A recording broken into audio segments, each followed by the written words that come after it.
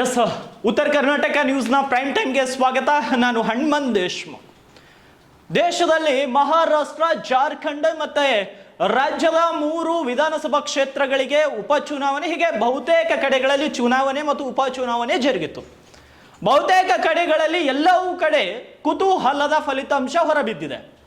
ಮಹಾರಾಷ್ಟ್ರದಲ್ಲಿಯೂ ಕೂಡ ಮಹಾಯುತಿ ಮತ್ತೆ ಅಧಿಕಾರಕ್ಕೆ ಬಂದಿದೆ. ಮಹಾಯುತಿಯಲ್ಲಿ ಈಗಾಗಲೇ 3 ಪಕ್ಷಗಳು ಪ್ರಮುಖವಾಗಿ, ಒಂದು ಬಿಜೆಪಿ, ಎರಡನೇದು ಏಕನಾಥ್ ಶಿಂದೆ ಅವರ ಶಿವಸೇನೆ ಪಕ್ಷ, ಮೂರನೇದು ಅಜಿತ್ ಪವಾರ್ ಅವರ ಎನ್ಸಿಪಿ ಪಕ್ಷ, ಅವರ ಬಣ. ಈ 3 ಪಕ್ಷಗಳು ಒಗ್ಗೂಡಿ ಮಹಾಯುತಿ ಕೂಟವನ್ನ ಕಟ್ಕೊಂಡಿದ್ರು. ಈ ಮಹಾಯುತಿ ಕೂಟ ಈ ಬಾರಿಯ ಚುನಾವಣೆಯಲ್ಲಿ ಭರ್ಜರಿಯಾಗಿ ಸಿಕ್ಸರ್ ಸಿಡಿಸಿದೆ. 288 ವಿಧಾನಸಭಾ ಕ್ಷೇತ್ರಗಳ ಪೈಕಿ ಎಲ್ಲವೂ ಕಡೆ, ಸಾಕಷ್ಟು ಕಡೆಗಳಲ್ಲಿ ಈ ಒಂದು ಪಕ್ಷ ಜಯವನ್ನ ಗಳಿಸಿದೆ. ಆದರೆ ಮಹಾವಿಕಾಸ್ ಅಘಾಡಿ ಏನು ಪಕ್ಷ ಇತ್ತು, ಏನು ಮೈತ್ರಿಕೂಟ ಇತ್ತು, ಆ ಮಟ್ಟಿಗೆ ಗೆಲುವನ್ನ ಸಾಧಿಸಲಿಕ್ಕೆ ಆಗಿಲ್ಲ. ಬಿಜೆಪಿ ಈಗಾಗಲೇ 229 ಸ್ಥಾನಗಳಲ್ಲಿ ಮುನ್ನಡೆ, ಕೆಲವೊಂದು ಕಡೆ ಗೆಲುವು ಎಲ್ಲವನ್ನ ಸಾಧಿಸಿದೆ. ಮಹಾರಾಷ್ಟ್ರದ ಚುನಾವಣೆ ನಮ್ಮ ಪ್ರೈಮ್ ಟೈಮ್ ರೆಕಾರ್ಡ್ ಆಗುವಂತ ಸಂದರ್ಭ ತನಕ. ಇವಾಗ ಈ ಮಹಾಯುತಿ ಕೂಟಕ್ಕೆ ಈ ಮಟ್ಟಿಗೆ ಭರ್ಜರಿ ಗೆಲುವು ಸಿಕ್ಕಿದ್ದು ಹೇಗೆ, ಈ ಒಂದು ಗೆಲುವಿಗೆ ಕಾರಣವಾದ ಅಂಶಗಳು ಏನು ಅನ್ನೋದರ ಕುರಿತು ಇವತ್ತಿನ ಈ ಪ್ರೈಮ್ ಟೈಮ್ ನಲ್ಲಿ ಚರ್ಚೆ ಮಾಡೋಣ. ಯಾಕೆಂದ್ರೆ ಸಾಕಷ್ಟು ಕುತೂಹಲ ಇತ್ತು. ರಾಹುಲ್ ಗಾಂಧಿ ಪ್ರಚಾರ ಮಾಡಿದ್ರು, ಯೋಗಿ ಆದಿತ್ಯನಾಥ್ ಪ್ರಚಾರ ಮಾಡಿದ್ರು, ಮಲ್ಲಿಕಾರ್ಜುನ್ ಖರ್ಗೆ ಪ್ರಚಾರ ಮಾಡಿದ್ರು, ಅನೇಕ ಘಟಾನುಘಟಿ ನಾಯಕರು ತಮ್ಮ ತಮ್ಮ ಪಕ್ಷಗಳ ಪರವಾಗಿ ಪ್ರಚಾರವನ್ನ ಮಾಡಿದ್ರು. ಆದರೆ ಮತದಾರರು ಮಾತ್ರ ಮಹಾಯುತಿ ಕೂಟಕ್ಕೆ ಕೈ ಹಿಡಿದಿದ್ದಾರೆ. ಹಾಗಾದ್ರೆ ಮಹಾಯುತಿ ಕೂಟದ ಗೆಲುವಿನ ಹಿಂದಿನ ಸೀಕ್ರೆಟ್ ಏನು? ಮೊದಲನೇದು ಮಹಿಳಾ ಮತದಾರರು. ಎಸ್, ಮಹಿಳಾ ಮತದಾರರು ಮಹಾಯುತಿ ಕೂಟದ ಕೈಯನ್ನ ಹಿಡಿದಿದ್ದಾರೆ. ಯಾಕಂದ್ರೆ 2019ಕ್ಕೆ ಹೋಲಿಸಿದ್ರೆ ಈ ಬಾರಿ ಮಹಿಳೆಯರು ಉತ್ತಮವಾಗಿ ಏಕನಾಥ್ ಶಿಂದೆ ಮತ್ತು ಬಿಜೆಪಿಯ ಕೈ ಹಿಡಿದಿದ್ದಾರೆ ಅಂತ ಹೇಳ್ಬೋದು. ಯಾಕಂದ್ರೆ ಮೇರಾ ಲಾಡ್ಕಿ ಬಹನ ಯೋಜನೆ ರಾಜ್ಯದ 2.5 ಕೋಟಿ ಮಹಿಳೆಯರಿಗೆ ಇದು ಸಹಾಯವಾಗಿತ್ತು. ತಲಾ 1500 ರೂಪಾಯಿಯನ್ನ ಏಕನಾಥ್ ಶಿಂದೆ ಅವರು ಕೊಡ್ತಾ ಇದ್ರು. ಇವಾಗ ಆ ಮೊತ್ತವನ್ನ 2100 ರೂಪಾಯಿಗೆ ಏರಿಸಿದ್ದಾರೆ ಏಕನಾಥ್ ಶಿಂದೆ ನೇತೃತ್ವದ ಮಹಾಯುತಿ ಸರ್ಕಾರ. ಹಾಗಾಗಿ ಮಹಿಳಾ ಮತದಾರರು ಕಾಂಗ್ರೆಸ್ನ ಗ್ಯಾರಂಟಿಗಳಿಗೆ ನಂಬದೆ ಇವರ ಒಂದು ಗ್ಯಾರಂಟಿ ಲಾಡ್ಕಿ ಬಹನ ಯೋಜನೆಯನ್ನ ನಂಬಿಕೊಂಡು ಮಹಾಯುತಿ ಕೂಟದ ಜೊತೆ ಸೇರ್ಕೊಂಡಿದ್ರು. ಇದು ಗೆಲುವಿನ ನಂಬರ್ 1 ಸೀಕ್ರೆಟ್ ಅಂತ ಹೇಳ್ಬೋದು. ಇವೆಲ್ಲವೂ ನಿಮ್ಮ ಉತ್ತರ ಕರ್ನಾಟಕ ನ್ಯೂಸ್ ಪಟ್ಟಿ ಮಾಡಿರುವಂತಹ ಪ್ರಮುಖ ವಿಷಯಗಳು. ಅದರಲ್ಲಿ ಮೊದಲನೇದು ಮಹಿಳಾ ಮತದಾರರು ಈ ಬಾರಿ ಮಹಾಯುತಿ ಕೂಟಕ್ಕೆ ಕೈಯನ್ನ ಹಿಡಿದಿದ್ದಾರೆ. ಅದೇ ರೀತಿ 3000 ಭರವಸೆ, 3000 ರೂಪಾಯಿ ಕೊಡ್ತೀವಿ ಅಂತ ಮಹಾವಿಕಾಸ್ ಅಘಾಡಿ ಅವರು ಹೇಳಿದರು. ಕಾಂಗ್ರೆಸ್ನ ಗ್ಯಾರಂಟಿ, ಕಾಂಗ್ರೆಸ್ನವ್ರು ಎಲ್ಲರೂ ಸೇರಿ ಅವ್ರು ಬಿಡುಗಡೆ ಮಾಡಿದಂಥ ಪ್ರಣಾಳಿಕೆಯಲ್ಲಿ ಹೇಳಿದರು. ಆದರೆ ಅವರ ಒಂದು ಏನು ಯೋಜನೆ ಇತ್ತು, ಅವರ ಒಂದು ಏನು ಘೋಷಣೆ ಇತ್ತು, ಅದಕ್ಕೆ ಮಹಾರಾಷ್ಟ್ರ ಮಹಿಳೆಯರು ಅಷ್ಟೊಂದು ಕೈ ಕೊಟ್ಟಿಲ್ಲ. ಅವರಿಗೆಲ್ಲ ತಿರಸ್ಕರಿಸಿ ಮಹಾಯುತಿ ಕೂಟದ ಜೊತೆಗೆ ಬಂದಿದ್ದಾರೆ. ಇನ್ನು ಎರಡನೇ ಕಾರಣ ರೈತರು. ಯಾಕಂದ್ರೆ MSP ದರದ ವಿಷಯದಲ್ಲಿ ಸಾಕಷ್ಟು ಬಿಜೆಪಿಗೆ ಅನೇಕ ಬಾರಿ ಮುಜುಗರವಾಗಿತ್ತು. ಆದರೆ ಸೋಯಾಬೀನ್ ಅನ್ನ 15% ತೇವಾಂಶ ಸಹಿಷ್ಣುತೆಯೊಂದಿಗೆ ಖರೀದಿಸುವುದಾಗಿ ಬಿಜೆಪಿ ಭರವಸೆಯನ್ನ ನೀಡಿತು. ಆ ಕಾರಣಕ್ಕಾಗಿ ಮಹಾರಾಷ್ಟ್ರದ ರೈತರು ಏಕನಾಥ್ ಶಿಂದೆ ನೇತೃತ್ವದ ಮಹಾಯುತಿ ಸರ್ಕಾರಕ್ಕೆ ಮತ್ತೊಮ್ಮೆ ಕೈ ಹಿಡಿದಿದ್ದಾರೆ. ಅದಕ್ಕಾಗಿಯೇ 229 ಸ್ಥಾನಗಳಲ್ಲಿ ಗೆಲ್ಲುವಂತಹ ಸಾಧ್ಯತೆಗಳು ಮೇಲ್ನೋಟಕ್ಕೆ ಕಾಣಿಸಿ ಬಂದಿದೆ. ಹಾಗಾಗಿ ರೈತರು ಕೂಡ ಯಾವುದೇ ಒಂದು, ಭಾರತ ಕೃಷಿ ಪ್ರಧಾನವಾದ ದೇಶ. ಭಾರತದಲ್ಲಿ 54% ಜನರು ಇಂದಿಗೂ ಕೂಡ ಕೃಷಿ ಮೇಲೆ ಅವಲಂಬಿತರಾಗಿದ್ದಾರೆ. ಹಾಗಾಗಿ ರೈತರು ಖುಷಿಯಾಗಿರುವಂತಹ ಕಾರಣ ಮಹಾರಾಷ್ಟ್ರದಲ್ಲಿ ಮತ್ತೆ ಬಿಜೆಪಿ ಮಹಾಯುತಿ ಕೂಟಕ್ಕೆ ಗೆಲುವು ಸಿಕ್ಕಿದೆ ಅಂತ ಹೇಳ್ಬೋದು. ಇದು ಕೂಡ ಒಂದು ದೊಡ್ಡ ಕಾರಣ ಅಂತ ಹೇಳಲಾಗ್ತಾ ಇದೆ. ಇನ್ನು ಮೂರನೇದು ವಿದರ್ಭ ಪ್ರದೇಶದಲ್ಲಿ ಸಂಪೂರ್ಣ ತಿರುವು. ವಿದರ್ಭ ಪ್ರದೇಶದಲ್ಲಿ ಸಂಪೂರ್ಣವಾಗಿ ಚೇಂಜಸ್ ಆಗಿದೆ. ಯಾಕೆಂದ್ರೆ ಬಿಜೆಪಿಯು ಕೂಡ ರೈತರ ಸಂಪೂರ್ಣ ಸಾಲ ಮನ್ನಾ ಮಾಡುವ ಭರವಸೆ ನೀಡಲು ಸಮಾವೇಶದಿಂದ ನಿರ್ಗಮಿಸಿತು. ಇದು ಸಾಮಾನ್ಯವಾಗಿ ರಾಜ್ಯ ಚುನಾವಣೆಗಳಲ್ಲಿ ಮಾಡಿಲ್ಲ. ಆದರೆ 6 ತಿಂಗಳ ಹಿಂದೆ ನಡೆದಂಥ ಸಾರ್ವತ್ರಿಕ ಚುನಾವಣೆಯಲ್ಲಿ ಇಲ್ಲಿನ 10 ಲೋಕಸಭಾ ಕ್ಷೇತ್ರಗಳು ಕಳೆದುಕೊಳ್ಳುತ್ತೆ. ಇನ್ನು ಕಳೆದ ಲೋಕಸಭಾ ಚುನಾವಣೆ ಜರುಗಿತ್ತು, ಆಗ ಬಿಜೆಪಿಯ ಮಹಾಯುತಿ ಕೂಟಕ್ಕೆ ಭಾರಿ ಹಿನ್ನಡೆ ಆಗುತ್ತೆ. ಶರದ್ ಪವಾರ್ ಉದ್ಧವ್ ಠಾಕ್ರೆ, ಕಾಂಗ್ರೆಸ್ ಇವರೆಲ್ಲ ಒಳ್ಳೆಯ ಸ್ಥಾನಗಳನ್ನ ಗೆದ್ಕೋತಾರೆ ಲೋಕಸಭೆಯಲ್ಲಿ. ಆದ್ರೆ ಈ ಬಾರಿ ವಿದರ್ಭ ಪ್ರದೇಶದಲ್ಲಿ ಒಳ್ಳೆಯ ಸ್ಟ್ರಾಟಜಿಯನ್ನ ಬಿಜೆಪಿ ಯೂಸ್ ಮಾಡ್ಕೊಳ್ಳುತ್ತೆ. ಅದರ ಪ್ರತಿಫಲ ಇವತ್ತಿನ ಚುನಾವಣೆಯ ಫಲಿತಾಂಶ ಅಂತ ಹೇಳ್ಬೋದು. ಏನು ನಾಲ್ಕನೇದು ಏಕ್ ಹೇ ತೋ ಸೇಫ್ ಹೇ.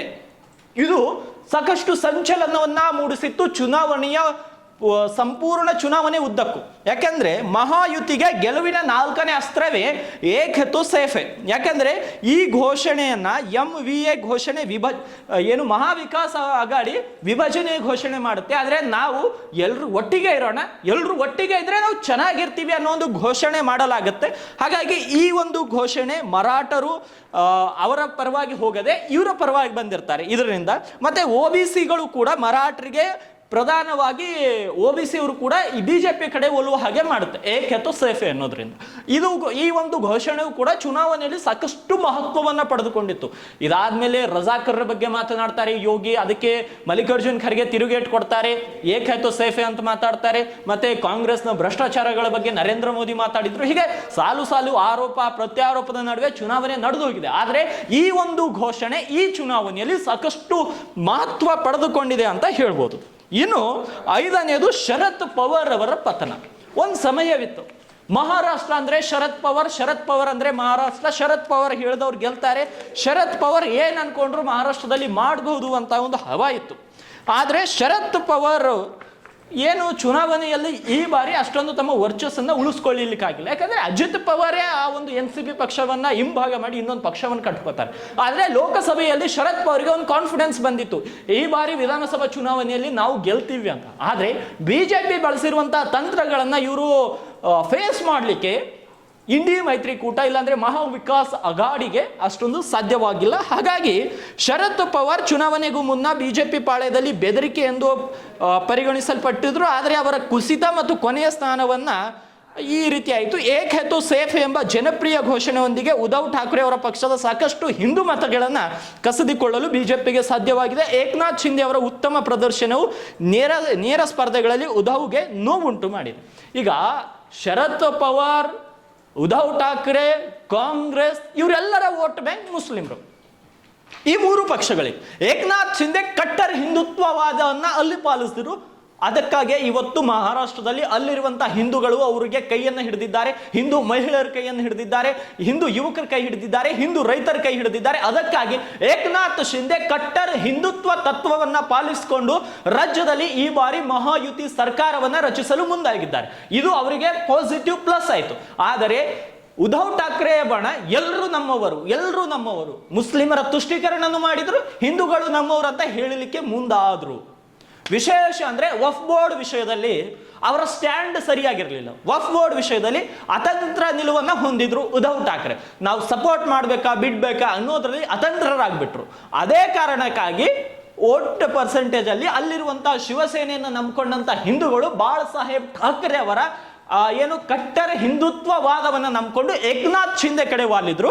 ಯಾರು ಬಾಳಾಸಾಹೇಬ್ ಠಾಕ್ರೆ ಹೇಗೆ ಅವರೇ ನ್ಯೂಟ್ರಲ್ ಇರಲಿಲ್ಲ, ಆದ್ರೆ ಇವರ ಮಗ ಉದ್ಧವ್ ಠಾಕ್ರೆ ತರ ನ್ಯೂಟ್ರಲ್ ಇದ್ದವ್ರು ಮಾತ್ರ ಉದ್ಧವ್ ಠಾಕ್ರೆ ಕಡೆ ವೋಟ್ ಹಾಕಿದ್ರು. ಅದಕ್ಕಾಗಿ ಆ ಒಂದು ಪಕ್ಷಕ್ಕೆ ರಾಜ್ಯದಲ್ಲಿ ಬಹುಮತ ಬರಲಿಲ್ಲ. ಆದ್ರೆ ಶಿವಸೇನೆ ಎಂದಿಗೂ ಕೂಡ ಹಿಂದೂ ತತ್ವ ಪಾಲನೆಯನ್ನ ಮಾಡ್ತಾ ಇತ್ತು. ಆದ್ರೆ ಹಿಂಭಾಗವಾದ ಮೇಲೆ ಎಲ್ಲೋ ಒಂದ್ ಕಡೆ ಹಿಂದೂಗಳನ್ನ ಓಲೈಕೆ ಮಾಡೋದು, ಹಿಂದೂಗಳ ಪರವಾಗಿ ಮಾತನಾಡೋದು ಉದ್ಧವ್ ಠಾಕ್ರೆ ಕಡಿಮೆ ಮಾಡಿಬಿಟ್ರು. ಆ ಕಾರಣಕ್ಕಾಗಿ ಆ ಎಲ್ಲ ವೋಟರ್ಗಳು ಮುನ್ಸಿಕೊಂಡು ಏಕನಾಥ್ ಶಿಂದೆ ಕಡೆ ವಾಲಿದ್ರು. ಹಾಗಾಗಿ ಇದು ಕೂಡ ಸೋಲಿಗೆ ಏನು ಮಹಾವಿಕಾಸ್ ಅಘಾಡಿ ಸೋಲಿಗೆ ದೊಡ್ಡ ಹೊಡೆತ ಅಂತ ಹೇಳ್ಬೋದು. ಇನ್ನು ಬಿಜೆಪಿಯ ಗುಪ್ತಾಸ್ತ್ರ, ಎಲ್ಲೇ ಬಿಜೆಪಿ ಚುನಾವಣೆ ನಡೆಸಿದ್ರು ಕೂಡ ತಮ್ಮ ಬೆಂಬಲ ಕೆಲವೊಂದು ಸಂಘಟನೆಗಳ ಬೆಂಬಲವನ್ನು ಪಡೆಯುತ್ತೆ. ಒಂದು RSS, ಬಜರಂಗ್ ದಳ್, ವಿಶ್ವ ಹಿಂದೂ ಪರಿಷತ್, ಸಣ್ಣ ಸಣ್ಣ ಸಂಘಟನೆಗಳು, ಅದೇ ರೀತಿ ರಾಜ್ಯ ವ್ಯಾಪ್ತಿಯಲ್ಲಿರುವಂತಹ ಸಂಘಟನೆಗಳು ಮತ್ತು ರಾಷ್ಟ್ರ ವ್ಯಾಪ್ತಿಯಲ್ಲಿರುವಂತಹ ಸಂಘಟನೆಗಳು, ಇವೆಲ್ಲವುದರ ಸಹಕಾರವನ್ನು ಪಡೆದು ಚಾಣಕ್ಯ ನೀತಿಯನ್ನು ಅನುಸರಿಸುತ್ತೆ. ಅದರ ಪ್ರತಿಫಲ ಇವತ್ತು ಮಹಾರಾಷ್ಟ್ರನಲ್ಲಿ ಸ್ಪಷ್ಟವಾಗಿ ಕಾಣಬಹುದು. ಈ ಮಟ್ಟಿಗೆ ದೊಡ್ಡ ಗೆಲುವಿನಲ್ಲಿ ಕರ್ನಾಟಕದಲ್ಲಿಯೂ ಕೂಡ ಮಾಡಿತ್ತು. ಆದರೆ ಕರ್ನಾಟಕದಲ್ಲಿ ಲಿಂಗಾಯತು, ಒಕ್ಕಲಿಗರು, ಮುಸ್ಲಿಮರು ಹೀಗೆ ಆದ್ದರಿಂದ ವಿಧಾನಸಭಾ ಚುನಾವಣೆಯಲ್ಲಿ ಮೊದಲೇ ಸ್ಟಾರ್ಟಿಂಗ್ ಅಲ್ಲಿ ಗ್ಯಾರಂಟಿ ಅಂತ ಹೊಸದಾಗಿ ಕಾಂಗ್ರೆಸ್ನವರು ಇಂಟ್ರೊಡ್ಯೂಸ್ ಮಾಡಿದ್ರು. ಆದರೆ ಮಹಾರಾಷ್ಟ್ರದಲ್ಲಿ ಅವರು ಪ್ರಯತ್ನ ಪಟ್ಟಿದ್ದಾರೆ, ಇವರು ಪ್ರಯತ್ನ ಪಟ್ಟಿದ್ದಾರೆ. ಆದರೆ ಇವರು ಕೂಡ ಫ್ರೀ ಗ್ಯಾರಂಟಿಗಳನ್ನ ಕೊಟ್ಟರು ಕಾಂಗ್ರೆಸ್ನವರು, ಮತ್ತೆ ಬಿಜೆಪಿಯವರು ಕೊಟ್ಟರು. ಆದರೆ ಬಿಜೆಪಿಯವರ ಗ್ಯಾರಂಟಿಗಳು ವರ್ಕೌಟ್ ಆದವು. ಮತ್ತೆ ಬಿಜೆಪಿ ಸರಿಸುಮಾರು 60,000ಕ್ಕೂ ಅಧಿಕ ಸಣ್ಣ ಸಣ್ಣ ಸಭೆಗಳನ್ನು ಮಾಡಿದೆ. ಮಹಾರಾಷ್ಟ್ರದ 288 ವಿಧಾನಸಭಾ ಕ್ಷೇತ್ರಗಳಲ್ಲಿ ಸಣ್ಣ ಸಣ್ಣ ಸಭೆಗಳನ್ನು ಮಾಡಿದೆ. ಅದರ ಪ್ರತಿಫಲ ಇವತ್ತಿನ ಫಲಿತಾಂಶದ ಮೇಲೆ ಕಾಣಿಸ್ತಾ ಇದೆ. ಇವು ಪ್ರಮುಖವಾಗಿ ಬಿಜೆಪಿ ಮತ್ತು ಮಹಾಯುತಿ ಕೂಟದ ಗೆಲುವಿನ ಹಿಂದಿನ ಸೀಕ್ರೆಟ್ ಅಂತ ಹೇಳಬಹುದು. ಹಾಗಾಗಿ ಸಾಕಷ್ಟು ಕುತೂಹಲಗಳ ನಡುವೆ ಇವತ್ತು ಚುನಾವಣೆಯ ಫಲಿತಾಂಶ ಹೊರಬಿತ್ತು. ಫಲಿತಾಂಶ ಹೊರಬೀಳ್ತದಾಗೆ ಪ್ರಾರಂಭದಲ್ಲಿ ಮಹಾಯುತಿ ಕೂಟಕ್ಕೆ ಅಷ್ಟೊಂದು ಮುನ್ನಡೆ ಸಿಕ್ಕಿರಲಿಲ್ಲ. ಇವರು ಸರಿಯಾಗಿ ನಡೀತಾ ಇದ್ರು, ಅಂದ್ರೆ ಒಂದು ಚೂರು ಮಹಾಯುತಿ ಮುಂದಿತ್ತು. ಆದರೆ ಅದಕ್ಕೆ ಹೋಲಿಸಿದ್ರೆ ಮಹಾವಿಕಾಸ್ ಅಘಾಡಿ ಕೂಡ ನಾನೇನು ಕಡಿಮೆ ಅಲ್ಲ ಲೆಕ್ಕದಲ್ಲಿ ಇತ್ತು. ಆದರೆ ಮಧ್ಯಾಹ್ನದ ಹೊತ್ತಿಗೆ ಎಲ್ಲಾ ಫಲಿತಾಂಶವೂ ಕೂಡ ಬಹಿರಂಗ ಆಗೋಯ್ತು. ಇವಾಗ ಮಹಾಯುತಿ ಸರ್ಕಾರವನ್ನ ರಚಿಸಲಿದೆ ಮಹಾರಾಷ್ಟ್ರದಲ್ಲಿ. ಎಸ್, ಇನ್ನು ಮುಂದಿನ ಸುದ್ದಿ, ಬೈದರ್ನಲ್ಲಿ 10 ಲಕ್ಷ ರೂಪಾಯಿ ಲಂಚ ಸ್ವೀಕರಿಸುತ್ತಿದ್ದಂತಹ ಸಂದರ್ಭದಲ್ಲಿ ನಿನ್ನೆ ಬೂಡಾ ಅಧಿಕಾರಿಗಳು ಲೋಕಬಲೆಗೆ ಬೀಳ್ತಾರೆ. ಬೂಡಾ ಅಧಿಕಾರಿಗಳನ್ನ ನಿನ್ನೆ ದೂರಿನ ಅನ್ವಯ ಲೋಕ ಅಧಿಕಾರಿಗಳು ಟ್ರ್ಯಾಪ್ ಅನ್ನ ಮಾಡ್ತಾರೆ. 10 ಲಕ್ಷ ರೂಪಾಯಿ ಲಂಚ ಸ್ವೀಕರಿಸುವಂತಹ ಸಂದರ್ಭದಲ್ಲಿ ಆತನ ಅಧಿಕಾರಿಯ ಆಪ್ತ ಮತ್ತು ಅಧಿಕಾರಿ ಎಲ್ಲರೂ ಲೋಕಾಯುಕ್ತ ಬಲೆಗೆ ಬೀಳ್ತಾರೆ. ಒಟ್ಟು 50 ಲಕ್ಷ ರೂಪಾಯಿ ಲಂಚಕ್ಕೆ ಬೇಡಿಕೆ ಇಟ್ಟಿದ್ರು ಅಂತ ದೂರುದಾರರು ಆರೋಪಿಸ್ತಾರೆ. ಆದರೆ ಅದರಲ್ಲಿ ಮುಂಗಡವಾಗಿ 10 ಲಕ್ಷ ರೂಪಾಯಿ ನೀಡುವಾಗ ಅವರೇನು ಲೋಕಾಯುಕ್ತರ ಬಲೆಗೆ ಬೀಳ್ತಾರೆ. ಅದರಲ್ಲಿ ವಿಶೇಷವಾಗಿ ಶ್ರೀಕಾಂತ್ ಚಿಮ್ಕೋಡೆ ಬೂಡಾ ಆಯುಕ್ತರಾಗಿರ್ತಾರೆ ಮತ್ತು ಸದಸ್ಯ ಚಂದ್ರಕಾಂತ್ ರೆಡ್ಡಿ ಹಾಗೂ ಇವರ ಆಪ್ತ ಸಿದ್ದು ಹೂಗಾರ್, ಈ ಮೂವರನ್ನ ಲೋಕಾಯುಕ್ತರು ವಶಕ್ಕೆ ಪಡೆದುಕೋತಾರೆ. ಇದು ನಿನ್ನೆಯ ತನಕ ಆದಂತಹ ವಿಷಯ. ಈ ಒಂದು ವಿಷಯದ ಕುರಿತು ಇನ್ನು ಇನ್ ಡೆಪ್ತ್ ಆಗಿ ಹೋಗಬೇಕು, ಇನ್ನು ಹೆಚ್ಚಿನ ಮಾಹಿತಿಯನ್ನು ನೋಡ್ಬೇಕಂತ ನಾವು ನೋಡೋದಾದ್ರೆ, ಸತೀಶ್ ಕುಮಾರ್ ತಂದೆ ಕಾಶಿನಾಥ್ ನೌಬಾದೆ ಅನ್ನೋರು ದೂರನ್ನ ಕೊಡ್ತಾರೆ ಲೋಕಾಯುಕ್ತರಿಗೆ. ಯಾವ ಕಾರಣಕ್ಕಾಗಿ ದೂರು ಕೊಡ್ತಾರೆ ಅನ್ನೋದು ಕೂಡ ಇಲ್ಲಿ ಗಮನ ಹರಿಸಬೇಕಾದಂತ ವಿಷಯ. ಯಾವ ಕಾರಣಕ್ಕೆ ದೂರು ಕೊಡ್ತಾರಂತ ನೋಡೋದಾದ್ರೆ, ಬೀದರ್ ನಗರದ ಹೊರವಲಯದಲ್ಲಿರುವಂತಹ ಚಿಕ್ಪೇಟ್ ಗ್ರಾಮದ ಸರ್ವೆ ನಂಬರ್ 26/13, 26/14 ಮತ್ತು 26/15 ಸರ್ವೆ ನಂಬರ್ ಅನ್ನ ಶಿಲಾನ್ಯಾಸ, ಆ ಒಂದು ಲೇಔಟ್ನ ಕುರಿತು ಶಿಲಾನ್ಯಾಸ ಬೇಕಾಗುತ್ತೆ. ಆ ಒಂದು ವಿಚಾರಕ್ಕಾಗಿ 1 ಕೋಟಿ ರೂಪಾಯಿ ಲಂಚಕ್ಕೆ ಬೇಡಿಕೆಯನ್ನ ಇಡ್ತಾರೆ. ಆದರೆ ಕೊನೆಯದಾಗಿ 50 ಲಕ್ಷ ರೂಪಾಯಿಗೆ ಮಾತುಕತೆಗೆ ಒಪ್ಕೊಂಡಿರ್ತಾರೆ. ಆ 50 ಲಕ್ಷ ರೂಪಾಯಿಯಲ್ಲಿ 10 ಲಕ್ಷ ರೂಪಾಯಿ ಮುಂಗಡವಾಗಿ ಕೊಡ್ಬೇಕಂತ ಡಿಸೈಡ್ ಆಗುತ್ತೆ. ಆ ಡಿಸೈಡ್ ಆದಂತಹ ಸಂದರ್ಭದಲ್ಲಿ ಸತೀಶ್ ಹಿನೋಬಾದೆ ಅಷ್ಟೊಂದು ದುಡ್ಡು ಇರಲ್ಲ. ಏನ್ ಮಾಡ್ತಾರೆ, ಲೋಕಾಯುಕ್ತರಿಗೆ ದೂರು ಕೊಡ್ತಾರೆ. ಲೋಕಾಯುಕ್ತರು ಎಲ್ಲವನ್ನ ಸರಿಯಾಗಿ ಪ್ರೀ ಪ್ಲಾನ್ ಮಾಡಿಕೊಂಡು ಅವ್ರನ್ನ ಟ್ರ್ಯಾಪ್ ಮಾಡ್ತಾರೆ.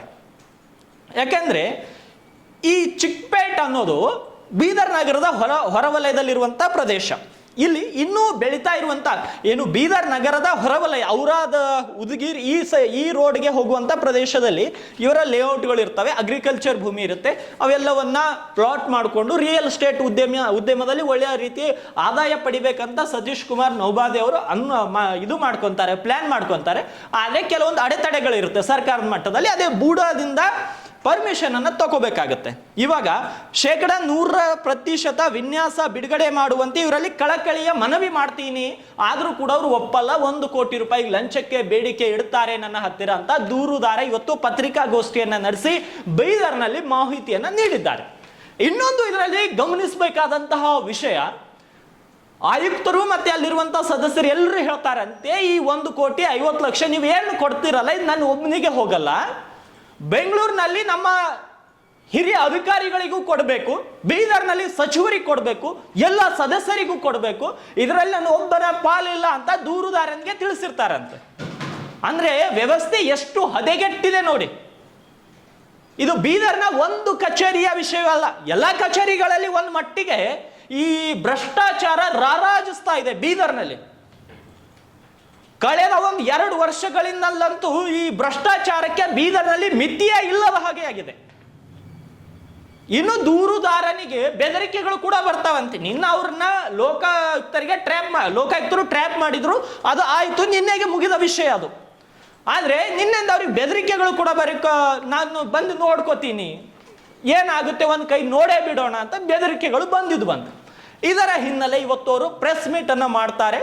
ಎಲ್ಲ ಮಾಹಿತಿಯನ್ನು ಬಿಡುಗಡೆ ಮಾಡ್ತಾರೆ.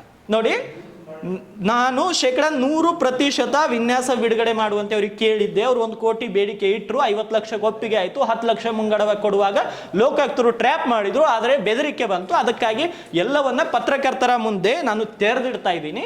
ಇದರಲ್ಲಿ ಕೇವಲ ಅಧಿಕಾರಿಗಳಿಗೆ ಮಾತ್ರ ದುಡ್ಡು ಹೋಗಲ್ವಂತೆ, ಬೂಡಾ ಸದಸ್ಯರಿಗೂ ಹೋಗುತ್ತಂತೆ, ಬೂಡಾ ಅಧ್ಯಕ್ಷರಿಗೂ ಹೋಗುತ್ತಂತೆ, ಬೂಡಾ ಏನು ಬೆಂಗಳೂರಿನ ಮೇಲಧಿಕಾರಿಗಳಿಗೆ ಹೋಗುತ್ತಂತೆ, ಸಚಿವರಿಗೆ ಹೋಗುತ್ತಂತೆ, ಎಲ್ಲರಿಗೂ ಇದರಿಂದ ಹಣ ಹೋಗುತ್ತಂತೆ.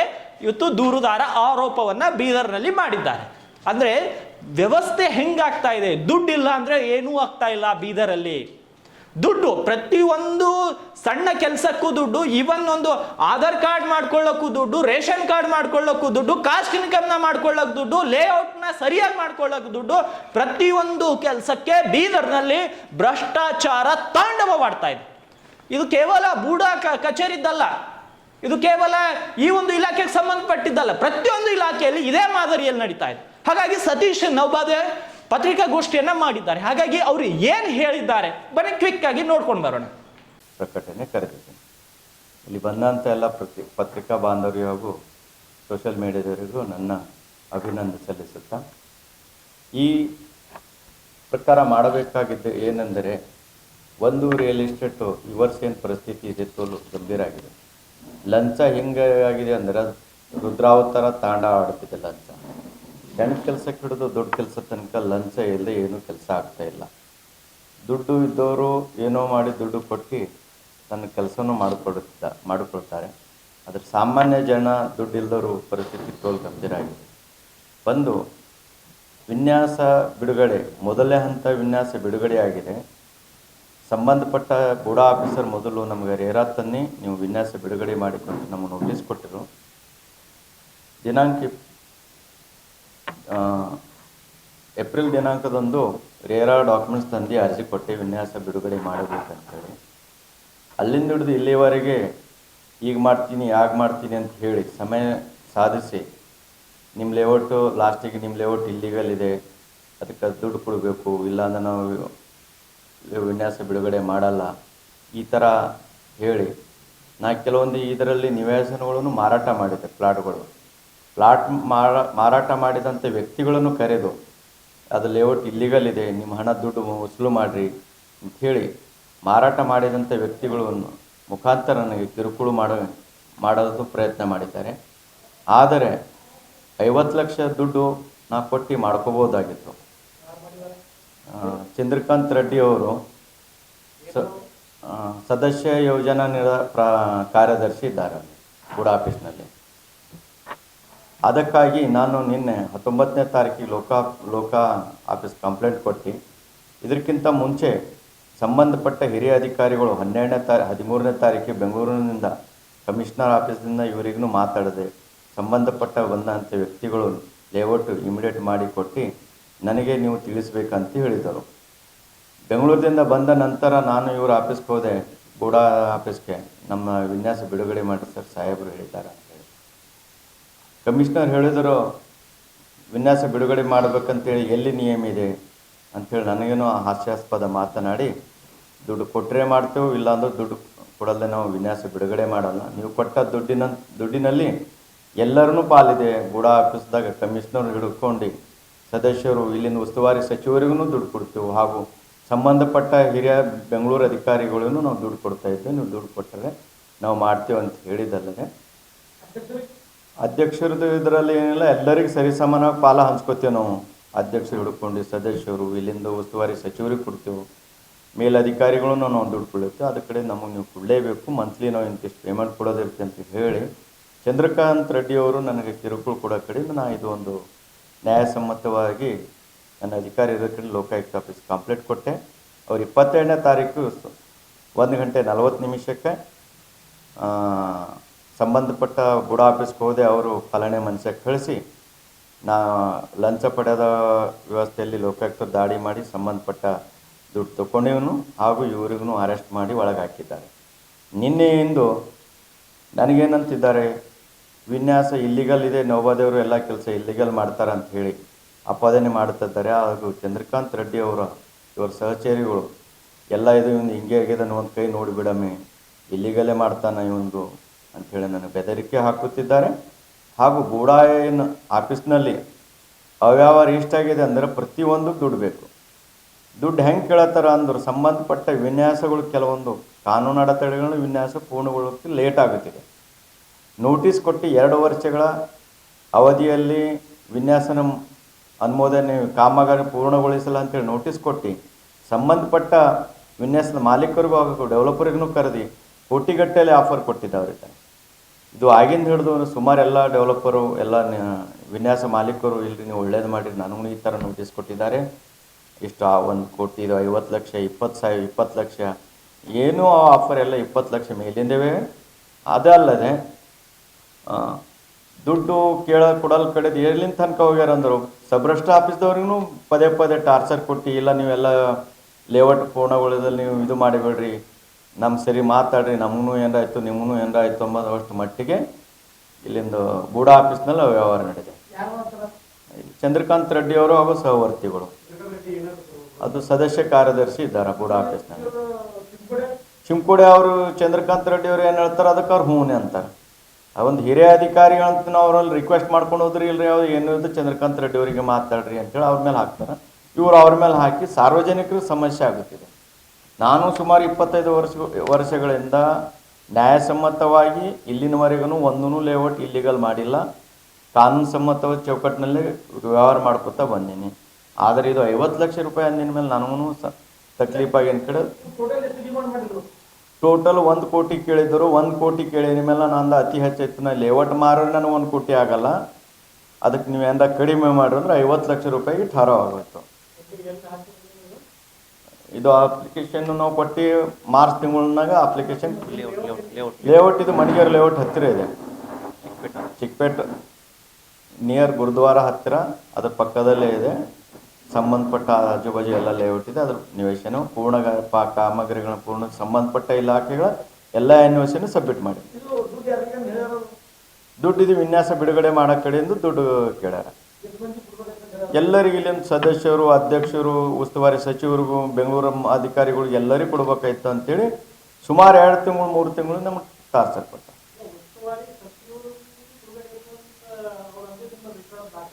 ಸಂಬಂಧಪಟ್ಟ ಆವಾಗನ ರೆಕಾರ್ಡಿಂಗ್ ಮಾಡ್ಕೊಂಡಿಲ್ಲ. ನನ್ನ ಮನನೊಂದು ಯಾವಾಗ ಲೋಕಾಯುಕ್ತ ಆಫೀಸ್ಗೆ ಹೋದೆ ಅವರು ನೀವು ರೆಕಾರ್ಡಿಂಗ್ ಮಾಡಿರಿ ಅಂತೇಳಿ ನನ್ನ ಫೋನಿನಲ್ಲೇ ರೆಕಾರ್ಡಿಂಗ್ ಆಪ್ಷನ್ ಅವರೇ ಹಾಕ್ಕೊಟ್ಟಿದ ಮೇಲೆ ಇವು ರೆಕಾರ್ಡಿಂಗ್ ಆಗಿದೆ.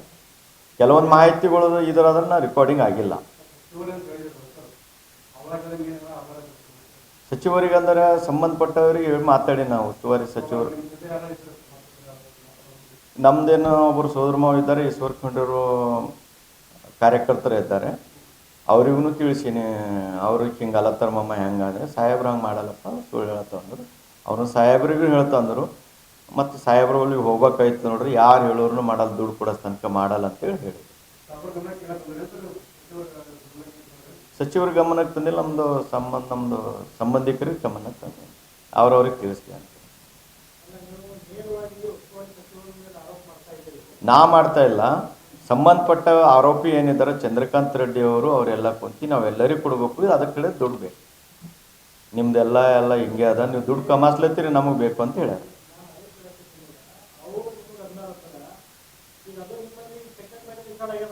ಇಲ್ಲ ಆಗಿಲ್ಲ. ಅದು ಏನು ಮೊದಲು ಮಾತಾಡಿದ್ನಿತ್ತಲ್ಲ ಉಸ್ತುವಾರಿ ಸಚಿವರಿಗೂ ಎಲ್ಲರಿಗೂ ಕೊಡಬೇಕು ಅನ್ಬೋದು, ಅದು ನನ್ನ ಹತ್ತಿರ ರೆಕಾರ್ಡ್ ಇಲ್ಲ.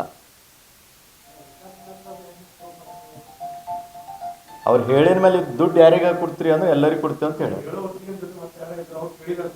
ಯಾರು ಇದಿಲ್ಲ, ನಾನು ಒಬ್ಬನೇ ಇದ್ದೆ, ಎದುರುಗಡೆನೆ ಮಾತಾಡಿದ.